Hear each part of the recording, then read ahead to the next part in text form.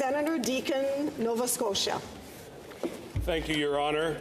Colleagues, this morning the Competition Bureau released a review of various measures of competition and economic activity in Canada between the years of 2000 and 2020.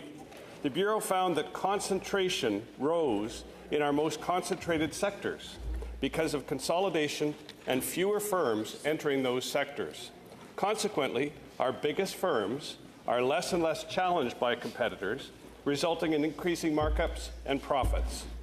Colleagues, the state of competition in Canada is threatening our prosperity, contributing to a rising cost of living and entrenching the dominance of incumbents.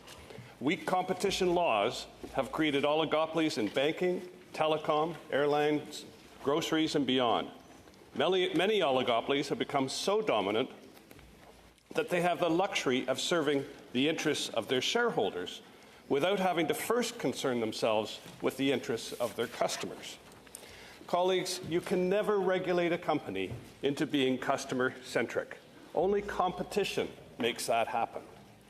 We've reached a point in Canada where our oligopolies actually are protected from competition because innovative new entrants can't afford the cost of our country's complex and cumbersome regulatory burden. It's a sad irony that in many sectors, our regulations, initially intended to protect citizens, now do a better job of protecting the interests of incumbent oligopolies. Conversely, a lack of regulatory protections in the area of personal data privacy has increased the dominance of some of the largest companies, both domestic and foreign. Specifically, once we press "I accept," our personal data is vacuumed out of the country by big tech or into the control of our oligopolies. To give you a sense of the scale, it's estimated that each Canadian produces an average of 1.7 megabytes of data per second, equivalent to about 850 pages of text every second. All of this can change if Parliament begins to prioritise the passage of Bill C-27, the Digital Charter Implementation Act. The bill includes a data mobility right, enabling Canadians to securely move their data from those who currently control it to the organizations that they trust will better serve their needs, tilting the currently uneven playing field away from oligopolies and big tech towards Canadian consumers.